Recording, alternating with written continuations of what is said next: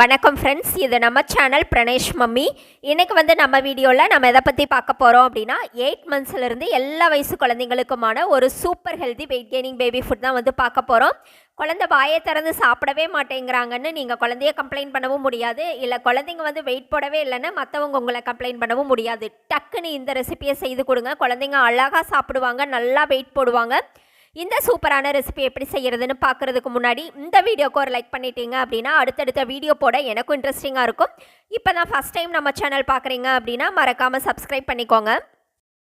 Okay friends, இன்றைக்கி குழந்தைங்களுக்கு சூப்பராக வெயிட் கெய்னிங் ஆகவும் குயிக்காக பிரேக்ஃபாஸ்ட் அண்ட் டின்னர் கொடுக்கவும் நம்ம செய்ய போகிறது கோதுமை பொங்கல்.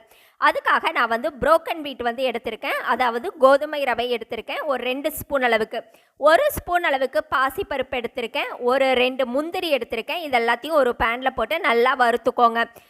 இந்த பாசிப்பருப்பு பார்த்தீங்க அப்படின்னா நான் முழுப்பருப்பை உடச்சி சேர்த்துருக்கேன். நீங்கள் அந்த தோல் இல்லாத பருப்பும் சேர்த்துக்கலாம்.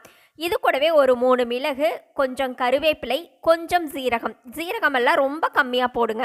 இப்போ இதையும் சேர்த்துட்டு இது எல்லாத்தையுமே நம்ம நல்லா வறுத்துக்கலாம்.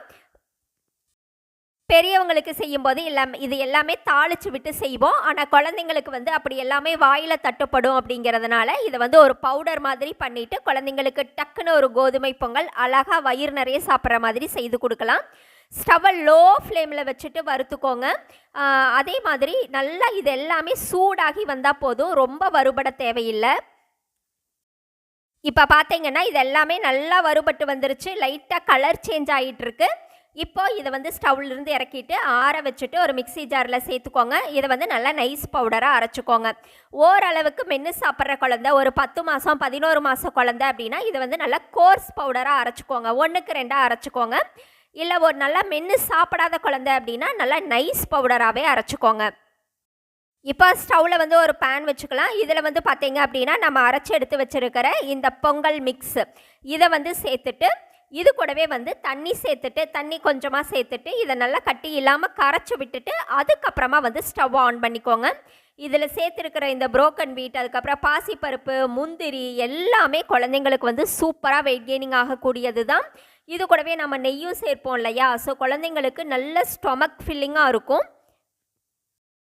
இப்போது இது கூட பார்த்தீங்க அப்படின்னா கொஞ்சம் சால்ட்டு சேர்த்துக்கலாம். அது கூடவே கொஞ்சம் பெருங்காயத்தூளும் சேர்த்துக்கலாம், குழந்தைங்களுக்கு நல்லா டைஜஸ்ட் ஆகிறதுக்காக. இப்போ இந்த பெருங்காயத்தூளும் சேர்த்துட்டு இது எல்லாத்தையுமே நல்லா கலந்து விட்டுக்கோங்க. இது ஒரு 5 to 6 மினிட்ஸ்லேயே நல்லா பொங்கல் கன்சிஸ்டன்சிக்கு நல்லா குலைவாக வெந்து வந்துடும். இப்போ பார்த்தீங்கன்னா இது எல்லாமே நல்லா சாஃப்டாக வந்துட்டுருக்கு. ஃபைனலாக இது கூட கொஞ்சமாக நெய் சேர்த்துட்டு நல்லா கலந்து விட்டுட்டு ஒரு மிதமான சூட்டில் இதை ஒரு சர்விங் பவுலுக்கு மாற்றிட்டு குழந்தைங்களுக்கு பிரேக்ஃபாஸ்ட், லஞ்ச், டின்னர்னு எப்போ வேணாலும் கொடுக்கலாம். ஃபஸ்ட் டைம் கொடுக்கும்போது டே டைமில் கொடுங்க. செட் ஆன பின்னாடி நைட்டு டின்னருக்கும் நீங்கள் தாராளமாக கொடுக்கலாம். இந்த ரெசிபி உங்களுக்கு பிடிச்சிருந்ததுன்னா மறக்காமல் நம்ம சேனலை சப்ஸ்கிரைப் பண்ணி லைக் பண்ணிக்கோங்க. தேங்க்யூ.